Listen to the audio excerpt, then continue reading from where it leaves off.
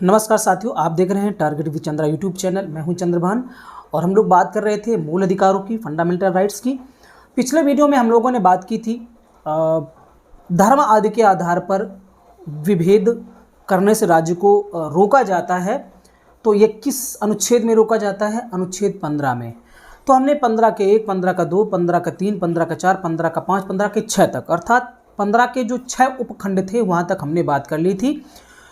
वहाँ पर हमने बात की थी कि धर्म, मूलवंश, जाति, लिंग और जन्म स्थान के आधार पर राज्य किसी भी नागरिक के साथ, किसी भी नागरिक के मध्य में विभेद नहीं कर सकता है। और बाकी के उसके जो अपवाद थे उनकी भी हमने बात की थी। तो हम लोग मूल अधिकारों में पढ़ रहे थे राइट टू इक्वालिटी, अर्थात समानता के अधिकार को। समानता के अधिकार का अगर आज की बात करें तो आज का ये भाग 5 है। मूल अधिकारों में भाग 5 की आज हम लोग बात कर रहे हैं। और आज भाग 5 में हम लोग आर्टिकल 16 की बात करेंगे, अनुच्छेद 16 की बात करेंगे। अनुच्छेद 16 में अवसर की समानता अर्थात इक्वलिटी ऑफ अपॉर्चुनिटी की बात की जानी है। तो अवसरों की जो समानता है ये भी मूल अधिकारों का एक बहुत ही इम्पोर्टेंट भाग है, बहुत ही इम्पोर्टेंट अनुच्छेद है। क्योंकि समानता जो है वो अवसरों में ही देखी जानी चाहिए और सभी नागरिकों को अगर बराबर समानता अवसर मिलेंगे तो कोई भी व्यक्ति जो है वो आगे बढ़ सकता है।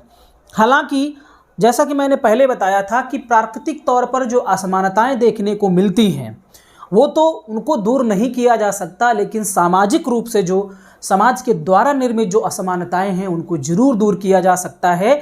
और कहीं ना कहीं ये जो अवसर की समानता देने से वो पिछड़े वर्ग के वो लोग जो कि प्रतिभा संपन्न है, जिनको अवसर नहीं मिला है, क्योंकि बहुत सारे ऐसे लोग हैं जिनके अंदर नॉलेज बढ़िया है, जो बहुत कुछ अच्छा कर सकते हैं, चाहे वो खेल के क्षेत्र में हो, नौकरियों के क्षेत्र में हो, या सिंगिंग के क्षेत्र में हो, या किसी भी क्षेत्र में, पढ़ाई के क्षेत्र में हो, तो वो अच्छा कर सकते हैं। बस समस्या ये है कि उन्हें अन्य लोगों की अपेक्षा अवसर नहीं प्राप्त हुए हैं। तो समानता तो यही कहती है कि देश के प्रत्येक नागरिक को सभी जगह पर अवसर जो है वो समान रूप से मिलना चाहिए। अब बात आती है कि क्या धरातल में ऐसा होता है? तो होता है या नहीं होता वो तो अलग की बात है। आप देख रहे हो कि धरातल में ऐसा आज भी नहीं होता है।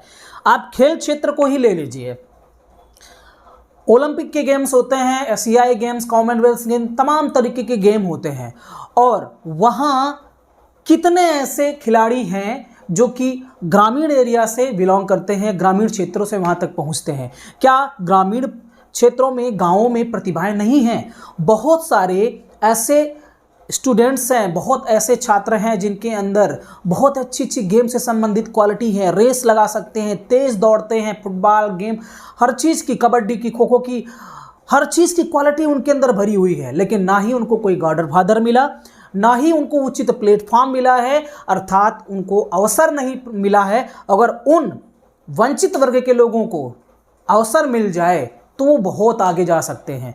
दुनिया के अन्य देशों में जो कि गेम में बहुत ही आगे हैं, बहुत सारे गोल्ड मेडल जीतते हैं, कोई भी प्रतियोगिता हो उसमें शुरू से ही जो है वो गेम पर फोकस किया जाता है। शुरुआती जो प्राथमिक शिक्षा है वहाँ पर से ही ऐसे बच्चों को जो है वो अवसर देना शुरू कर दिया जाता है। लेकिन हमारे देश में 70 वर्ष के ऊपर देश को आज़ाद हुए हो गए, लेकिन ऐसी कोई व्यवस्था अभी भी लागू नहीं है कि ऐसे प्रतिभा संपन्न जो लोग हैं, जो बच्चे हैं, उनको अवसर मिले। अवसर जब उनको सरकार दे तो वो आगे चल करके अपनी प्रतिभा का लोहा मनवा सके। हालांकि धीरे धीरे आपको सुधार हुआ है और उसमें से सबसे बड़ा जो योगदान है वो सोशल मीडिया ने दिया है।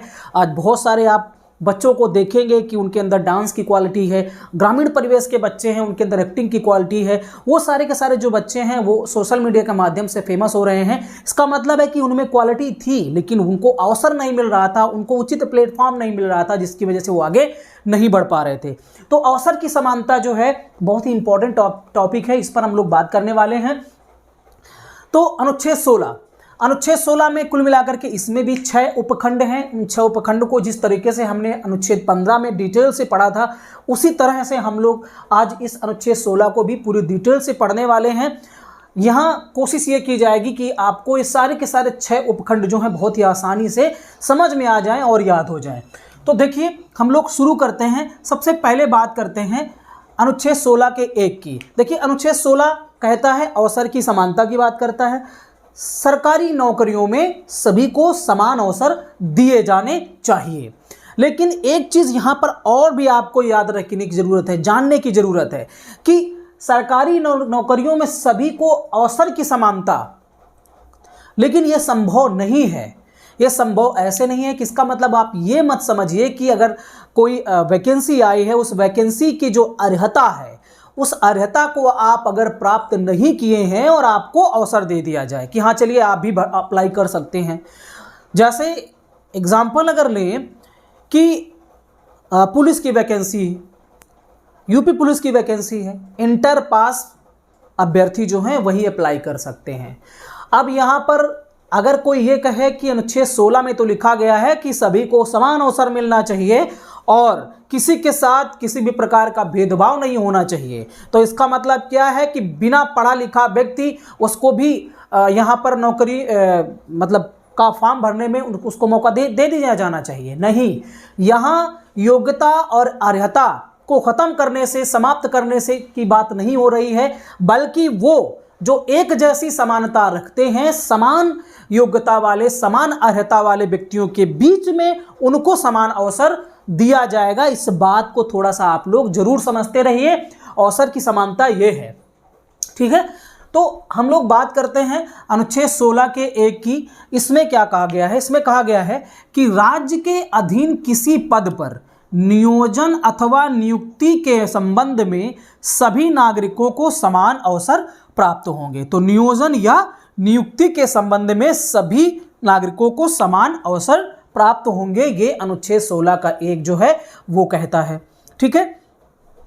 अब ये जो 16 का 1 अनुच्छेद है, ये सिर्फ नियोजन और नियुक्ति में ही नहीं, बल्कि चाहे वो अवकाश में हो, पेंशन में हो, ग्रेजुएटी में हो, तो इन सभी चीज़ों में भी, अर्थात पेंशन में भी, और जो आपका वेतन है, अवकाश है, इन सभी में समान अवसर दिए जाएंगे।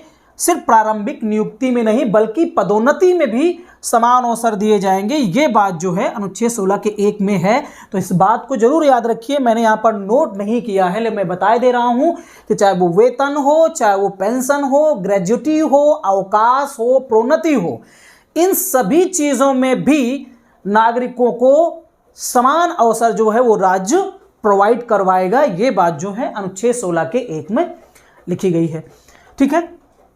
बात करते हैं अनुच्छेद 16 के 2 की। तो अनुच्छेद 16 का 2 में क्या है कि 5 आधारों के अलावा उद्भव एवं निवास के आधार पर भी राज्य नागरिकों के मध्य विभेद नहीं करेगा। तो अनुच्छेद हम लोग पढ़ते हैं 15। अनुच्छेद 15 का ये व्यापक रूप है। अनुच्छेद 15 में कहा गया है कि धर्म, मूल वंश, लिंग, जाति और जन्म स्थान के आधार पर राज्य किसी भी नागरिक के साथ भेदभाव नहीं करेगा। लेकिन अनुच्छेद 16 में ये 2 पॉइंट्स मैंने हाईलाइट भी किए हुए हैं, इनको जरूर आप याद रखिए। उद्भव एवं निवास के आधार पर, अर्थात अब यहां पर आधार 5 नहीं बल्कि 7 आधार हो गए। तो याद रखिए अनुच्छेद 15 में कितने आधारों पर बात की जा रही थी? 5 आधारों की बात की जा रही थी। और अनुच्छेद 16 के 2 में 5 और 2 7 आधारों पर राज्य नागरिकों के मध्य विभेद नहीं करेगा। ये इंपॉर्टेंट प्रश्न यहां से पूछा जा सकता है। उद्भव का मतलब क्या है? उद्भव का मतलब है कि किसी नागरिक की उत्पत्ति कैसे हुई है। उत्पत्ति का मतलब उसके जन्म से नहीं है। उत्पत्ति का मतलब यह है कि उसके पूर्वज कौन थे, ठीक है, उसके पूर्वज कौन थे, किस वर्ग समुदाय से वो बिलोंग करता है, ठीक है। तो उद्भव का मतलब यह है कि उसके पूर्वज, उसका प्राचीन इतिहास कैसा रहा है, वो कैसे कैसे कौन से लोग हैं जो आगे चल करके आए हैं, उसकी उत्पत्ति कैसे, ओरिजिन कहाँ से हुआ है, वो मूल निवासी है या बाहर से आया हुआ है, ये सारी चीज़ों पर जो है विभेद नहीं किया जाएगा। निवास के आधार पर भी भेदभाव नहीं किया जाएगा कि वो नागरिक देश के किस राज्य में किस कोने पे रहता है, इस आधार पर भी सार्वजनिक नियोजन में, अर्थात नौकरियों में राज्य नागरिकों के मध्य विभेद नहीं करेगा। इस बात को याद रखिए, मोस्ट इंपॉर्टेंट है। वहां जन्म स्थान की बात की गई है अनुच्छेद 15 में कि जन्म स्थान के आधार पर व्यक्ति का जन्म कहां पर हुआ है इस आधार पर भेदभाव नहीं होगा, लेकिन यहां निवास स्थान के आधार पर, क्योंकि कई बार ऐसा होता है कि बच्चे का जन्म जो है कहीं और होता है और रहने फिर वो बाद में कहीं और लगता है। ठीक है, तो यहां निवास के आधार पर भी राज्य नागरिकों के मध्य विभेद नहीं करेगा। ये बात अनुच्छेद 16 के 2 में रखी गई है। ओके, आगे बात करते हैं। अनुच्छेद 16 का तीसरा उपखंड है अनुच्छेद 16 का 3। यह 16(2) का अपवाद है। अब 16(2) का अपवाद कैसे है उसको देख लेते हैं। राज्य चाहे तो सरकारी नौकरियों में निवास की अर्हता को विहित कर दे, अर्थात राज्य चाहे तो निवास की जो अर्हता है उसको लगा दे कि नहीं, इस राज्य के लोग ही इस राज्य में निकलने वाली वैकेंसियों में ही अप्लाई कर सकते हैं, इस राज्य के ही नागरिक। कोई बाहरी नागरिक जो है राज्य की नौकरियों में, जैसे उत्तर प्रदेश है हमारा, उत्तर प्रदेश में कोई वैकेंसी निकली तो उस वैकेंसी के लिए सिर्फ उत्तर प्रदेश के कैंडिडेट ही अप्लाई कर सकते हैं, ना कि किसी दूसरे स्टेट के। तो राज्य चाहे तो ऐसा नियम लगा सकती है। यहां तो कहा गया है कि निवास के आधार पर वो बिहार में रहता है, वो अप्लाई करना चाहता है यहाँ पे, ठीक, तो यहां आप भेदभाव नहीं कर सकते हैं। लेकिन यहां एक कहा गया है कि राज्य चाहे तो सरकारी नौकरियों में निवास की अर्हता को खत्म कर सकता है कि नहीं, कोई भी अब उत्तर प्रदेश की वैकेंसी में अप्लाई कर सकता है। लेकिन एक चीज याद रखिए, हर एक कंडीशन में ऐसा संभव नहीं होगा। कुछ कंडीशंस राज्य सरकार की जो वैकेंसियां हैं उसमें वो लगा सकती है, बाकी ऐसी वो चाहे तो ऐसा कर सकती है। बहुत सारी ऐसी वैकेंसियां होती हैं, जैसे हम लोग बिहार का जो पीसीएस होता है उस पर उत्तर प्रदेश वाले अप्लाई कर देते हैं, ठीक है, और उत्तर प्रदेश की पीसीएस में बिहार वाले अप्लाई कर देते हैं। हम हरियाणा के जो पीसीएस है उस पर अप्लाई कर देते हैं। तो देखिए यहाँ पर जो है वो निवास के आधार पर भेदभाव नहीं किया जा रहा है। लेकिन यहाँ राज्य है, कुछ इसका भी एक नियम है, वो बहुत ज़्यादा डिटेल पे हम लोग नहीं जाएंगे। तो कुछ वैकेंसियों में, कुछ नियोजन में राज्य सरकार क्या कर सकता है, निवास की अर्हता को लगा सकता है, ठीक। लेकिन बाद में संसद ने एक नियम भी लगाया था जिसे कहा जाता है लोक नियोजन अधिनियम 1957। इसमें इसको पारित करके निवास की अर्हता को समाप्त कर दिया गया कि नहीं भाई, निवास के आधार पर आप भेदभाव नहीं कर सकते हैं। यहाँ भेदभाव, यहाँ कहा गया कि नहीं कर सकते हैं, यहाँ कहा गया कि कर सकते हैं। बाद में संसद ने फिर एक नियम बनाया कि आप नहीं कर सकते हैं, ठीक है। तो यह जो अधिनियम है, अधिनियम 1957, यह जो है ये कुछ राज्य हैं इन पर लागू नहीं होता। अर्थात आप मध्य प्रदेश की वैकेंसी निकलती है तो वहां अप्लाई कर सकते हैं, ठीक है। अब बिहार में वैकेंसी निकलती है, अप्लाई कर सकते हैं, उसका एक कोटा होता है कि नहीं, यहाँ अदर स्टेट के जो कैंडिडेट हैं वो सामान्य में गिने जाएंगे और 10% का कोटा होगा, इस तरीके का नियम होता है। लेकिन यहाँ क्या है कि कुछ ऐसे स्टेट हैं जो पिछड़े हुए हैं, उनके लिए ये अपवाद है, यहाँ पर कोई बाहरी कैंडिडेट अप्लाई नहीं कर सकता। जैसे कि हिमाचल प्रदेश, मणिपुर, त्रिपुरा, ये ऐसे कुछ स्टेट हैं जिन पर ये नियम लागू नहीं होता। कौन सा अधिनियम? नियोजन अधिनियम 1957। यहां तक समझ में आया ना? ठीक है, समझ में आया हो तो कमेंट जरूर करना। आगे बढ़ते हैं, हम लोग अनुच्छेद 16 के 4 की बात करते हैं। अनुच्छेद, इसमें से अगर बात करें अनुच्छेद 16 में अवसरों की समानता वाले इस आर्टिकल में, तो सबसे मुख्य जो है वो यही है, अनुच्छेद 16 का 4। इसको आपको समझना बहुत ही जरूरी है क्योंकि मेन जो आर्टिकल है वो यही है मेन इसमें, क्योंकि इसका ही इतिहास थोड़ा सा ऐसा है कि हो सकता है आपको समझने में परेशानी हो या अभी तक आप लोगों को ये जो है समझ में ना आया हो।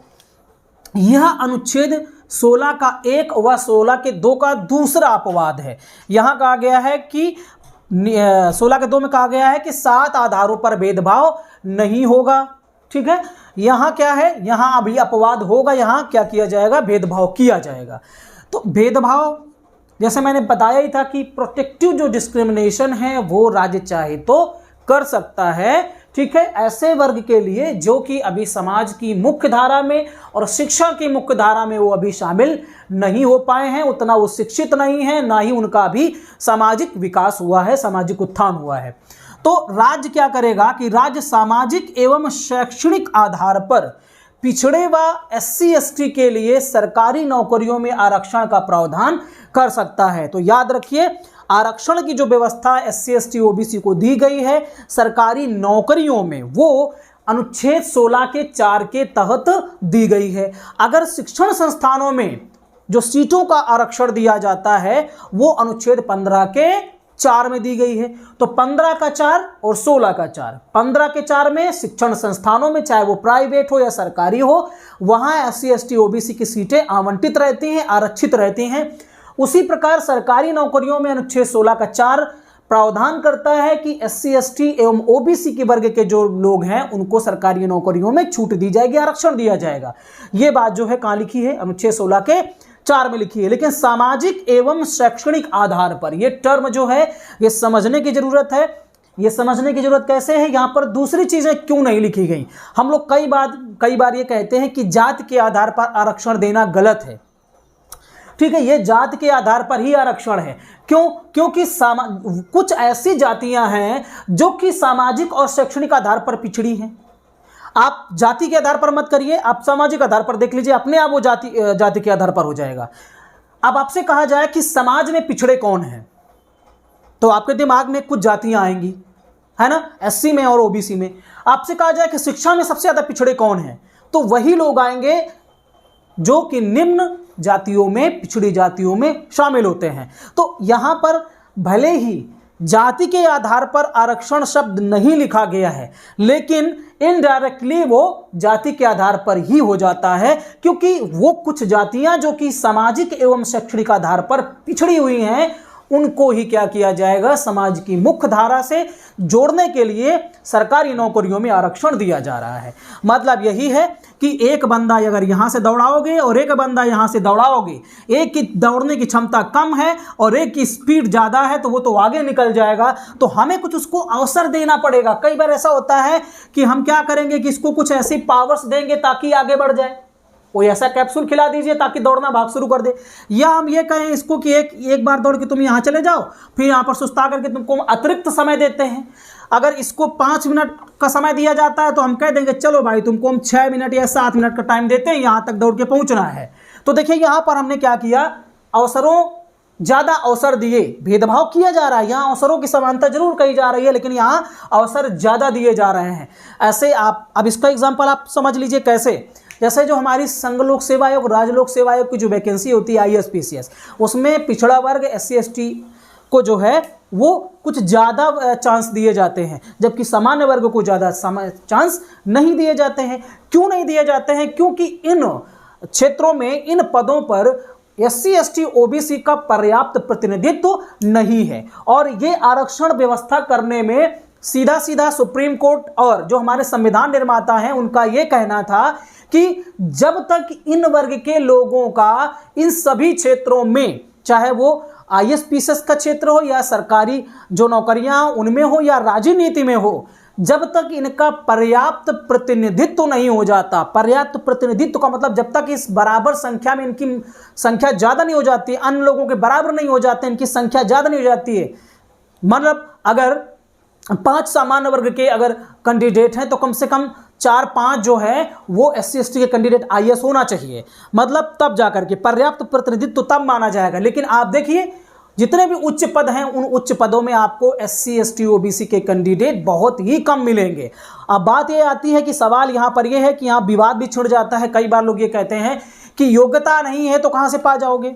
जब आपके अंदर योग्यता नहीं है, आप पढ़ लिख नहीं सकते हैं, कम बुद्धि के हैं, आप लोग निम्न बुद्धि के हैं, तो बताइए कैसे बन जाएंगे। ज़्यादातर जो विपक्ष के लोग हैं उनका ये तर्क रहता है। लेकिन अगर आप वास्तव में इसको समझना चाहते हैं और डिटेल से अगर आप चिंतन करेंगे बिना किसी प्रकार के भेदभाव को रखते हुए, तो आपको समझ में आ जाएगा। लगभग 2000 वर्ष तक ये जो पिछड़े हैं इनके साथ हमेशा शोषण किया गया। 2000 वर्ष तक सोचिए, तो ये इनकी जो स्थिति है वो बहुत पहले से ही खराब हो चुकी है। इनके इनके ये जो लोग हैं शिक्षा में पिछड़े हुए हैं, ऐसा नहीं कि मंद बुद्धि हैं, इनको अवसर ही नहीं मिला है। आज भी आप देखिए, आज भी सरकारी स्कूलों में आपको जो निम्न वर्ग के लोग हैं उन्हीं के बच्चे पढ़ते मिलेंगे। बड़े कास्ट के लड़के आपको सरकारी स्कूलों में प्राइमरी मिलेंगे? नहीं मिलेंगे। क्यों? क्योंकि वो तो उनको ये लगता है कि यहाँ पर अच्छी पढ़ाई नहीं होती, उनके पास धन है, वो दूसरी जगह पर उनको पढ़ा देंगे। उनके पास धन नहीं है। अब बात आती है कि धन क्यों नहीं है, क्या मेहनत में कम होते हैं? हमें लग रहा है कि सबसे ज़्यादा SC ST OBC के जो लोग मेहनती होते हैं काम करने में, फिर क्यों नहीं? फिर इनके पास धन क्यों नहीं है? तो इनकी जो उनकी शुरुआत जो है, जिसकी नींव ही कमजोर है, उसे अतिरिक्त मौका दिया जाना चाहिए। और यही हमारा संविधान कहता है। लोग मानने को तैयार नहीं होते हैं, लेकिन अगर आप ठंडे दिमाग से इसको चिंतन करेंगे, सोचेंगे, तो आप पाएंगे कि वास्तव में ये जो है इनकी जो स्थिति है वो कम है। ठीक है। अब बात ये आ जाती है कि फिर ऐसे बहुत सारे SC ST OBC के कैंडिडेट हैं जो कि अब संपन्न हो गए हैं, उसकी बात हम लोग आगे करने वाले हैं। ठीक है। तो यहां पर यह व्यवस्था जो है वो राज्य कर सकता है। अनुच्छेद 340 में राष्ट्रपति के द्वारा पिछड़ा वर्ग आयोग के गठन की बात की गई है, क्योंकि समस्या ये थी। आगे हम लोग बात करने वाले हैं मंडल आयोग का मामला। ठीक है, मंडल आयोग का मामला और इंदिरा साहिनी बनाम भारत संघ का मामला 1992 का, इसकी हम लोग बात करेंगे तो थोड़ा सा और आपको समझ में आएगा। हालांकि जो ये इंदिरा साहिनी और मंडल आयोग का मामला है, इसका इतिहास बहुत ही बड़ा है, उसके लिए अलग से एक पूरा वीडियो होना चाहिए। मैं अलग से कभी मौका मिलेगा तो इंदिरा साहिनी बनाम भारत संघ का जो मामला है इसको लेकर के आऊँगा। मंडल आयोग की जो इतिहास है उसको मैं लेके आऊँगा। लेकिन यहाँ पर मैं शॉर्टकट में चीज़ों को जो बताने की कोशिश करता हूँ, आप समझिए। बात यह है कि जब ये था कि पिछड़ा किसको माना जाए, पिछड़ा वर्ग की परिभाषा क्या है। संविधान में पिछड़ा वर्ग की कोई परिभाषा नहीं दी गई है। लेकिन पिछड़े कौन हैं भाई? गरीबी के आधार पर देखेंगे आप, सामाजिक आधार पर देखेंगे, उनको शिक्षा के आधार पर देखेंगे, है ना। इन्हीं आधारों पर तो हम आंकड़ा लगाएंगे कि कौन पिछड़ा है, कौन SC है, कौन ST है, जो बेचारे गरीब है, जिनको अवसर नहीं मिले हैं। तो इसके लिए जांच समितियां बनी, इसके लिए आयोग बना। तो राज्य पिछड़ा वर्ग आयोग का काम क्या है कि जो पिछड़ा वर्ग के लोग हैं उनको शामिल करना पिछड़ा वर्ग में, और जो पिछड़ा वर्ग के नहीं उनको हटाना, ये काम जो है किया जाता है। इसका गठन जो है राष्ट्रपति अनुच्छेद 340 के तहत कर सकता है। इस बात को थोड़ा सा आप लोग याद रखिए। आगे हम लोग देखते हैं इंदिरा साहिनी बनाम भारत संघ का मामला या मंडल आयोग का मामला क्या है। देखिए, मंडल आयोग को सबसे पहले इसका नाम मंडल आयोग क्यों पड़ा?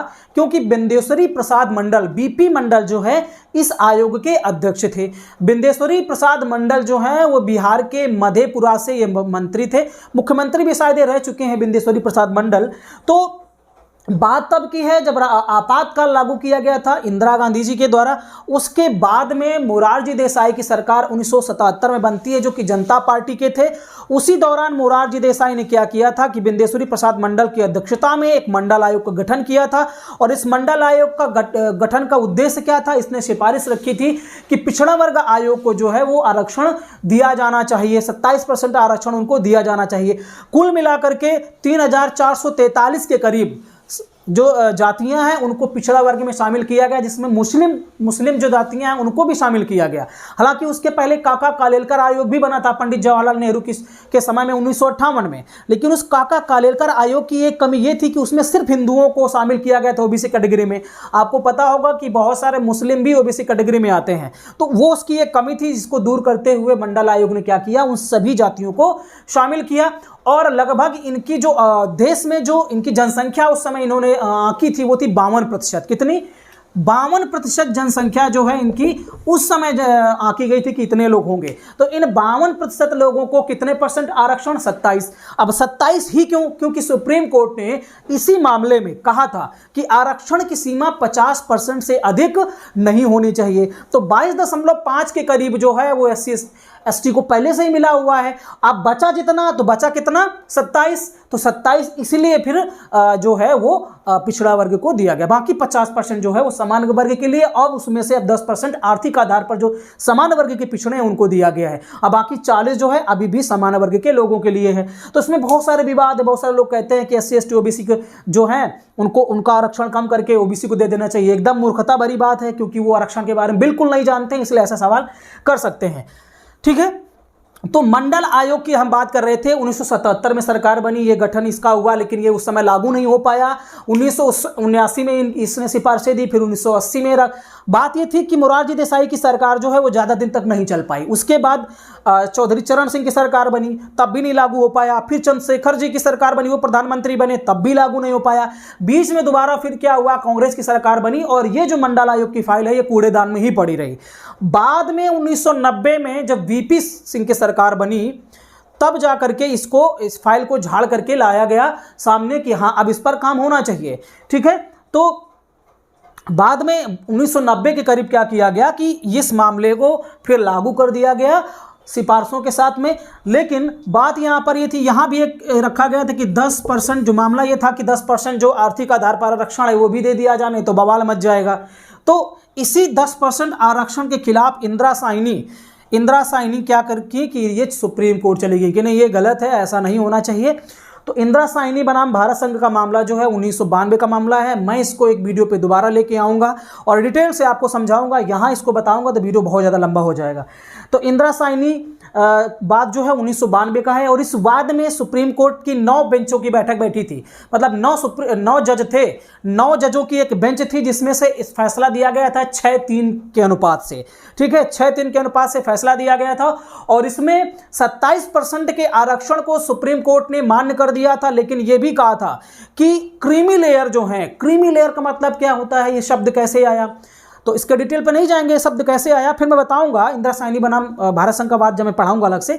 क्रीमी लेयर का मतलब होता है कि जैसे दूध के ऊपर क्रीम की परत जम जाती है ना, क्रीम की लेयर, तो इसका मतलब है कि दूध तो नीचे रह जाता है, क्रीम वाली ऊपर आ जाती है। तो ओबीसी कैटेगरी में भी बहुत सारे ऐसे लोग हैं जो कि अब उनका विकास हो चुका है, वो ऊपर आ चुके हैं। तो ऐसे क्रीमी लेयर को हटा देना चाहिए। उस समय 1 लाख इसकी शर्त रखी थी कि 1 लाख जिसकी इनकम होगी उसको क्रीमी लेयर में रखा जाएगा। वर्तमान में जो है वो 8 लाख के करीब है कि 8 लाख वार्षिक इनकम जिस ओबीसी कैंडिडेट की है उसे क्रीमी लेयर में लाया जाएगा और यह आरक्षण उसे 27% का नहीं मिलेगा।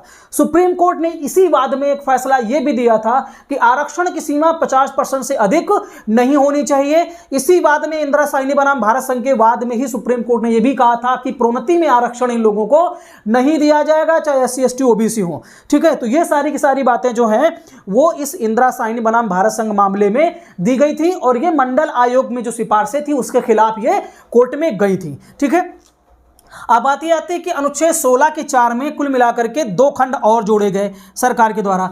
अब बात ये थी कि सरकार ने कहा कि 50 पर आप प्रोन्नति पे आरक्षण नहीं दे सकते हैं और आरक्षण की सीमा 50% से ज़्यादा बढ़ा नहीं सकते हैं। इसकी वजह से सरकार ने सोचा कि ऐसे तो मामला गड़बड़ हो जाएगा, संविधान में संशोधन करना पड़ेगा। तो 16 के 4 का जोड़ा गया किस संविधान संशोधन के द्वारा, 77वां संविधान संशोधन अधिनियम 1995 के द्वारा 16 के 4 में 16 का 4 का करके जोड़ा गया, जिसे हम ए कह सकते हैं। और इसमें क्या था कि SC ST को प्रमोशन में आरक्षण दिया जाएगा। प्रमोशन में आरक्षण का मतलब यही था कि इनका पर्याप्त, चूंकि ऊपरी पदों में जो है इनका पर्याप्त प्रतिनिधित्व तो नहीं है।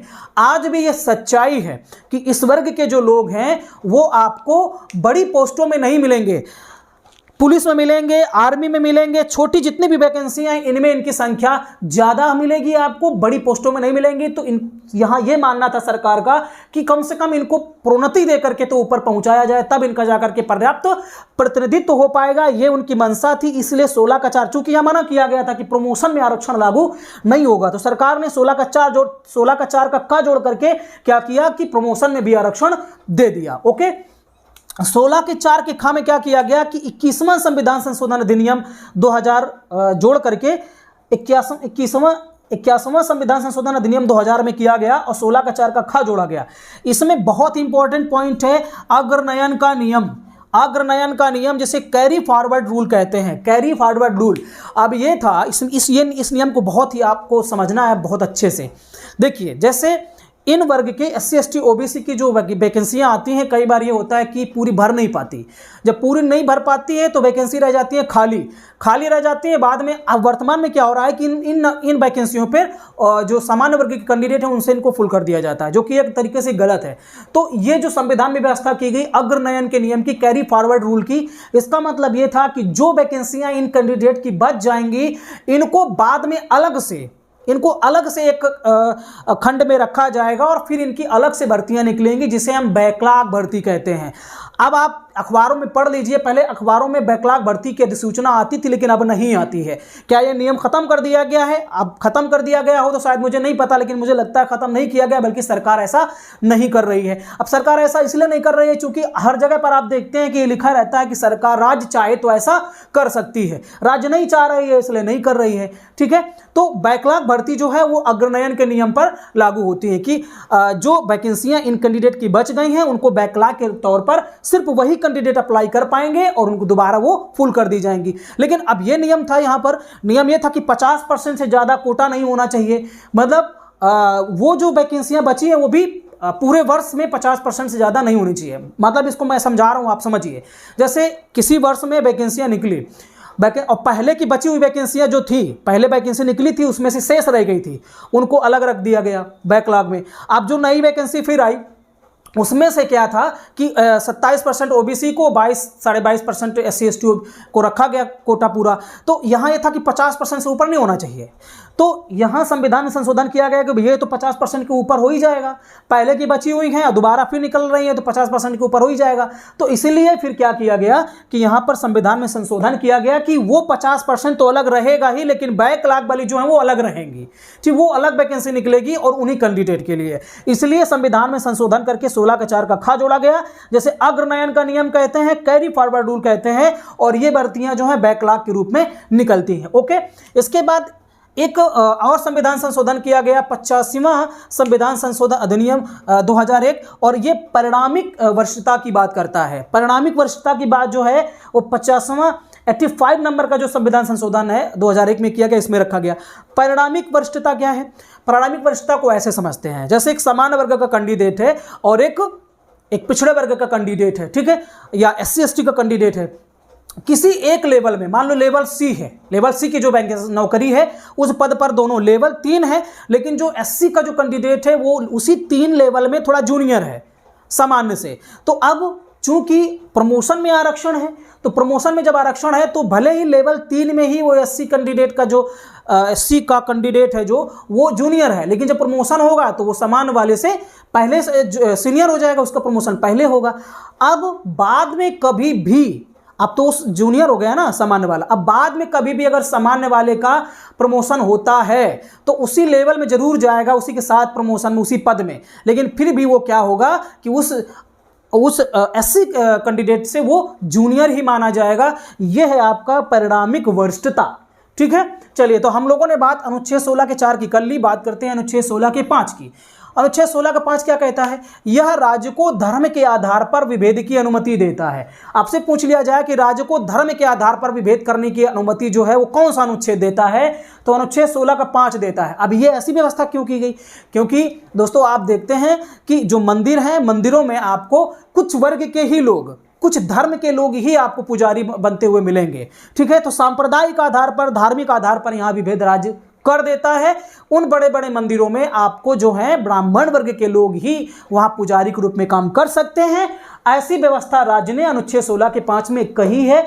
अगर ये व्यवस्था नहीं की होती तो दूसरे लोग भी मांग करते कि हम इसके मठाधीश बनेंगे, है ना, हम इसके मठाधीश मंदिर के बनेंगे, ऐसी वो मांग कर सकते थे। लेकिन इसी वजह से इस अनुच्छेद में इसको जोड़ दिया गया है ताकि लोगों की धार्मिक भावना को ठेस ना पहुंचे। पुजारी भाई ब्राह्मण वर्ग का ही होना चाहिए, अच्छी बात है, वो उसको ब्रह्म का ज्ञान होता है, ठीक है, तो वो रहेगा तो ज़्यादा बेहतर रहेगा। इसलिए सरकार ने इसको यहाँ पर जोड़ दिया अनुच्छेद 16 के 5 में।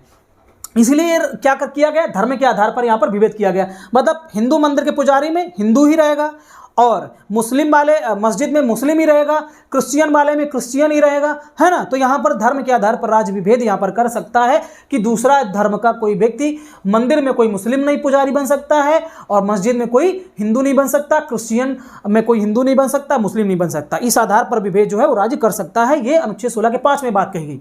अनुच्छेद 16 के 6 में फिर वही बात आ गई, EWS इकोनॉमिक वीकर सेक्शन, आर्थिक आधार पर जो कमजोर वर्ग हैं, सामान्य वर्ग के वो कमजोर वर्ग जो कि आर्थिक आधार पर कमजोर हैं, उनको सरकारी नौकरियों में 10% का आरक्षण दिया जाएगा। हालांकि ये मंडाल आयोग में सिफारिश की गई थी, लेकिन उस समय लागू नहीं किया गया। बड़ा जबरदस्त विरोध हुआ था, इंदिरा साहनी ने भी विरोध किया था, सुप्रीम कोर्ट ने इसको खारिज कर दिया था। लेकिन यहां पर फिर क्या किया गया, मैंने बताया था कि 2018 में 124वां संविधान संशोधन विधेयक लाया गया और 103वां पारित होने वाला वो था। उसके तहत शिक्षण संस्थानों में 15 की 6 में इस वर्ग को 10% आरक्षण दिया गया और 16 की 6 में नौकरियों में 10% का आरक्षण समान वर्ग के लोगों को दिया गया, जिन्हें हम आर्थिक आधार पर बात करते हैं। चूंकि यहां पर SC ST OBC की बात की जा रही है और सामाजिक और शैक्षणिक आधार की बात की जा रही है, इसलिए हमें अगर आर्थिक आधार पर आरक्षण देना है तो अलग कैटेगरी बनानी पड़ेगी और इसीलिए सरकार ने संशोधन करके संविधान में अलग कैटेगरी बनाई हुई है। चूंकि यहां पर SC ST OBC की बात की जा रही थी, इसलिए यहां पर कुछ नहीं किया जा सकता था, इसलिए अलग कैटेगरी बनाएगी। चूंकि यहां पर समान वर्ग कैंडिडेट को हमें